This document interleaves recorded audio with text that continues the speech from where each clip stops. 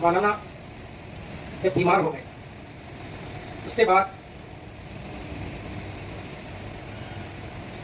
وجے واڑہ سے یا پٹنہ سے کسی عمری کا فون آتا تو ڈر ہوتا کہ کہیں انتقال کی خبر. انتقال سے تقریباً 20 دن پہلے مولانا میرے دوست مولانا رفیق کندوری نے مجھے بتایا تھا کہ مولانا بیمار ہیں, ایک مرتبہ ہم جا کر ملاقات کی.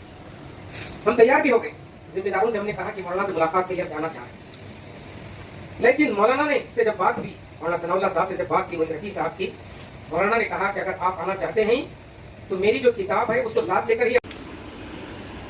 ان الحمد للہ والصلاة والسلام علی رسول اللہ, اما اعوذ باللہ من الشیطان الرجیم, بسم اللہ الرحمن الرحیم. وَأَن لَيْسَ لِلْإِنسَانِ إِلَّا مَا سَعَىٰ وَأَنَّ سَعْيَهُ سَوْفَ يُرَىٰ ثُمَّ يُجْزَاهُ الْجَزَاءَ الْأَوْفَىٰ.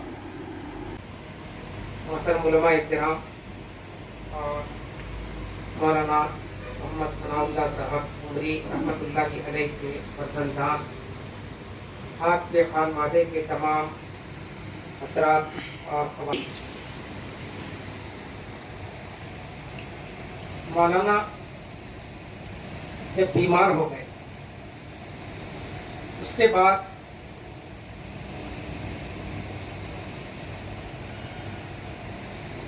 وجے واڑہ سے یا پٹنہ سے کسی عمری کا فون آتا تو ڈر ہوتا کہ کہیں انتقال کی خبر نہ مل جائے. بہرحال انتقال کی رات 10:30 بجے مولانا صفی الرحمان عمری کا فون آیا کہ مولانا کا انتقال ہو گیا. فوراً میں نے اپنے دوست مولانا رفیع صاحب کو فون کیا, وہ بھی سفر پر تھے, رائچور سے عمر آباد کے لیے نکل چکے تھے, راستے میں تھے. ہم دونوں رات 12 بجے تک پوری کوشش کرتے رہے کہ کسی بھی طریقے سے مچھلی پٹنم پہنچنے کی کوشش کریں. میں نے اپنے ساتھیوں سے بھی کہا, مولوی صاحب سے بھی کہا کہ اگر آپ عمر آباد میں ہوتے تو کسی بھی طریقے سے ہم عمر آباد سے نکل جاتے اور مچھلی پٹنم پہنچنے کی کوشش کرتے. صبح بھی ہم نے پوری کوشش کی لیکن ہم یہاں پر نہیں پہنچ سکے. اس کا ہم دونوں کو بھی افسوس ہے اور جامعہ کے اساتذہ, جامعہ کے ذمہ داروں کو بھی اس کا بہت افسوس ہے. انتقال سے تقریباً 20 دن پہلے مولانا رفیق میرے دوست مولانا رفیق کندوری نے مجھے بتایا تھا کہ مولانا بیمار ہیں, ایک مرتبہ ہم جا کر ملاقات کی. ہم تیار بھی ہو گئے, ذمہ داروں سے ہم نے کہا کہ مولانا سے ملاقات کے لیے ہم جانا چاہیں, لیکن مولانا نے سے جب بات ہوئی, مولانا ثناء اللہ صاحب سے جب بات کی, مجھے رفیع صاحب کی, مولانا نے کہا کہ اگر آپ آنا چاہتے ہیں تو میری جو کتاب ہے اس کو ساتھ لے کر ہی آنا. آپ کی ایک کتاب کا کام چل رہا ہے. آپ نے کہا کہ آپ اگر آ رہے ہیں تو میری کتاب کو آپ جامعہ سے چھپنے کے بعد اس کو ساتھ لے کر ہی آنا, جس کی وجہ سے ہم نہیں آ سکے. اس کا بھی ہم کو بہت زیادہ افسوس ہے, اس کا بھی ہم کو بہت زیادہ غم. بہرحال اللہ تعالیٰ نے مولانا کو تو اٹھا لیا, لیکن مولانا کی جو خدمات ہیں وہ ناقابل فراموش. ابھی ہم کٹانچور بھی جا کر آئے, وہ بستی جہاں پر اب تک بھی پکی سڑکیں نہیں, جانے کا راستہ بھی صحیح نہیں.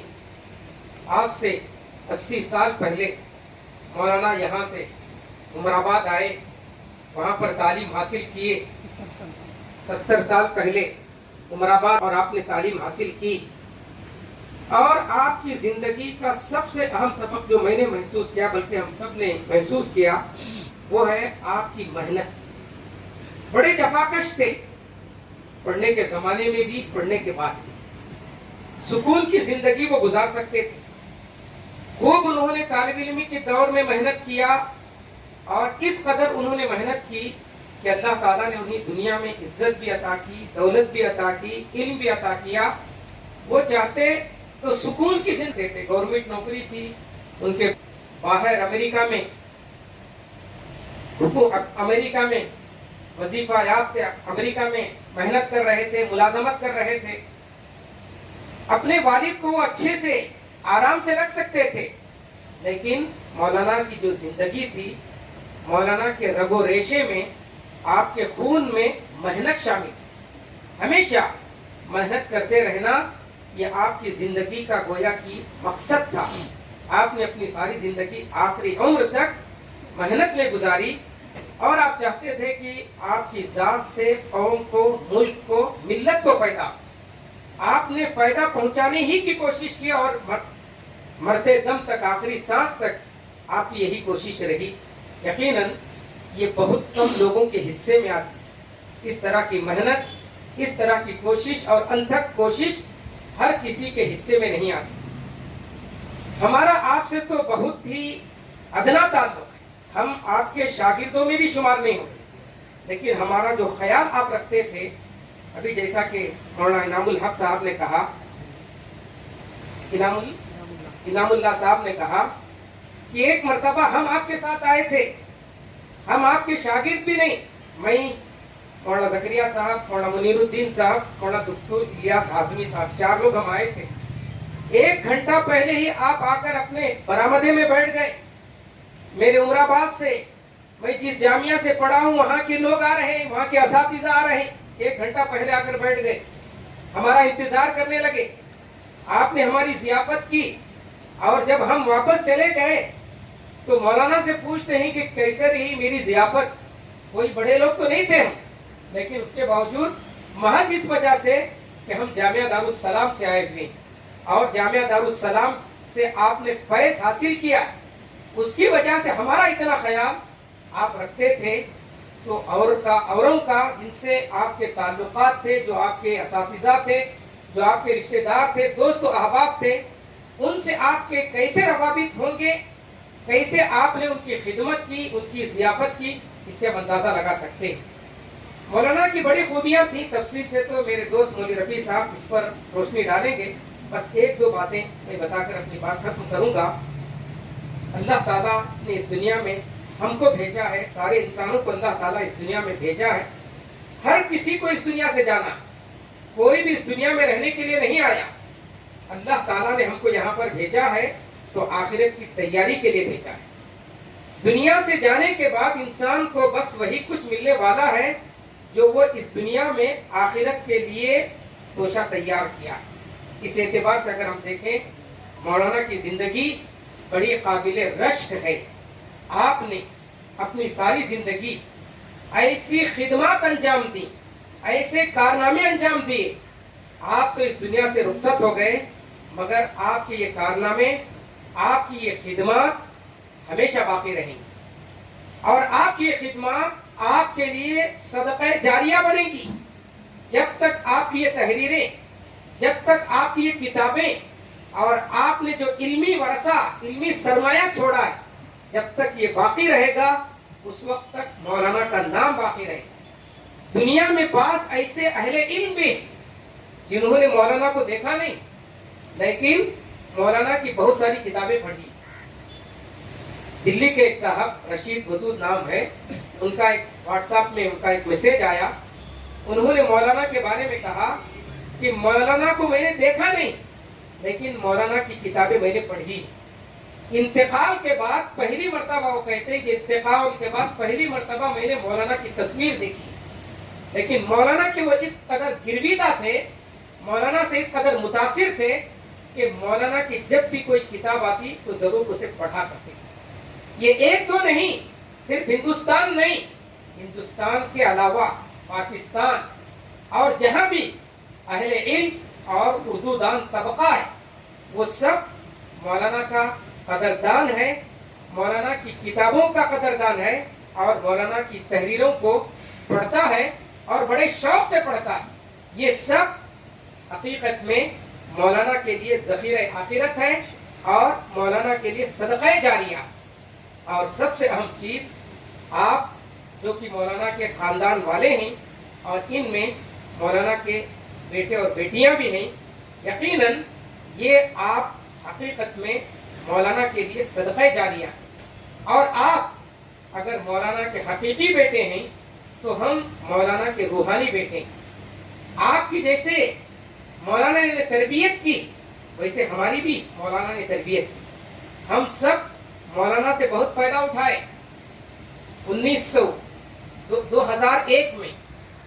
2001 में मौलाना उमराबाद आए हुए थे।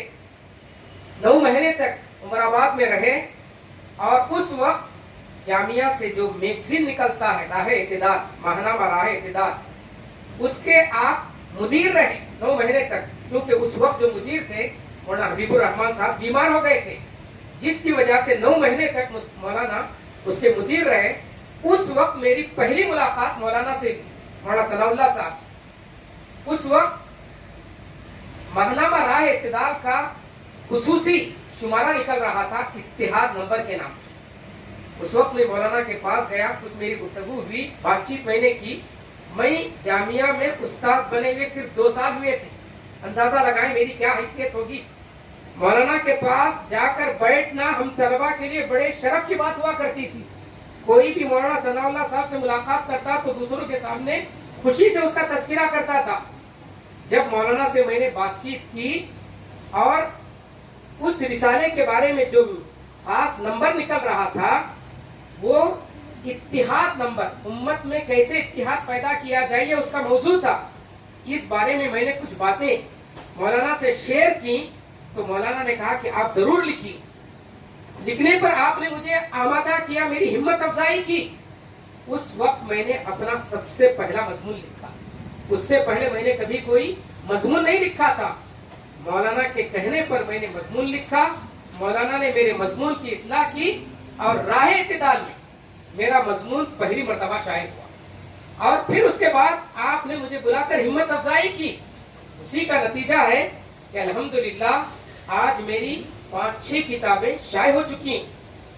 ये मौलाना का मेरे लिए हौसला और उनकी हिम्मत अफजाई की कलिमात है।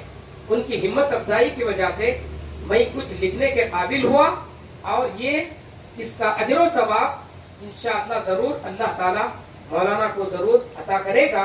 और मैं समझता हूँ कि आप भी हकीकत में मौलाना के लिए सदक़े जारिया, मौलाना की जिंदगी का हम सब के लिए सबक ये है कि हम भी उसी तरीके से इस दुनिया में उम्मत को, मुल्क को फायदा पहुंचाने की कोशिश करें जैसे मौलाना ने इस दुनिया में रहकर लोगों को फायदा पहुंचाया और अपने इल्म के जरिए सारी इंसानियत को फायदा पहुंचाया और इसके जरिए वो अपनी आखिरत संवारने की कोशिश की। और सबसे आखिरी बात यह है कि हम जो मौलाना के खानदान वाले, खुसूसन मौलाना के बच्चों से और उनकी बेटियों से और तमाम मौलाना से ताल्लुक़ रखने वाले और खुसूसन मैं हमारे उम्रियों से इस बात की दरख्वास्त करूंगा कि हम मौलाना के लिए हकीकत में सदक़े जारिया, वलदे सालेह, नेक औलाद है। नेक औलाद का असल काम क्या है? अल्लाह के रसूल ने फरमाया इदा मातल इंसानु इनक़ता अन्हु अमलु, जब इंसान मर जाता है तो उसकी नेकियों का, उसकी बुराइयों का सिलसिला खत्म हो जाता है। लेकिन 3 नेक अमाल ऐसे हैं इंसान के मरने के बाद भी उसके अजर सवाब का सिलसिला बराबर जारी रहता है। उनमें से अल्लाह के रसूल सल्लल्लाहु अलैहि वसल्लम ने एक ये भी बताया वलदुन सालिहुन यदउ ला, नेक औलाद जो अपने माँ बाप के हक में बराबर दुआ करती रहती है। हमारी दुआओं के हमारे मरहूमीन ज्यादा मुस्तहिक है। हमारे जो भी इंतकाल कर चुके हैं हमारे माँ बाप, वो हमारी दुआओं के मुस्तहिक हैं। हम नबी को दुआ देते हैं, अल्लाहुम्मा सल्ली अला मुहम्मद, नबी के लिए हम दुआ करते हैं। और फिर अजान के बाद की जो दुआ है अल्लाहुम्मा रब्बा हाज़िहि दावति ताम्मा, इस दुआ में हम नबी के लिए ये दुआ करते हैं कि परवरदिगार तू अपने नबी को मकाम महमूद अता कर। तो नबी ने भी हमको दुआ करने का हुक्म दिया है अपने लिए। तो हमारे जो भी माँ बाप हैं ये हमारी दुआ के मुहताज हैं। हमें चाहिए कि हम अपने माँ बाप को अपनी दुआओं में हरगिज ना भूलें। खुसूसन जब हम नमाज पढ़ें तो नमाज में सजदे की हालत में जरूर अपने माँ बाप के लिए ये दुआ करें रब्बिरहमहुमा कमा रब्बयानी सगीरा। इसकी वजह से अल्लाह ताला जन्नत में हमारे माँ बाप के दर्जात को बुलंद करेगा। क़यामत के दिन जब बंदा अपने नामे आमाल में देखेगा कि उसने कोई अच्छे आमाल ज्यादा नहीं किए اس کے باوجود اس کا درجہ جنت میں بلند کیا گیا. اللہ تعالیٰ سے پوچھے گا کہ اے پروردگار اتنا بلند مقام مجھے کیسے حاصل ہوا؟ تو اللہ تعالیٰ کہے گا باستغفار ولدک، تمہاری اولاد کے تمہارے حق میں دعائیں مغفرت کرنے کی وجہ سے. تو ہم اپنے ماں باپ کے حق میں اور خصوصاً مولانا کے حق میں ہمیشہ اپنی دعاؤں میں یاد رکھیں، ان کے حق میں دعائیں مغفرت کریں. اس موقع پر میں آپ تمام کو، مولانا کے بیٹوں کو، بیٹیوں کو اور رشتہ داروں کو اس بات کی تلقین کرتا ہوں کہ آپ مولانا کے حق میں دعائیں خیر کرتے ہوئے صبر سے کام لیں.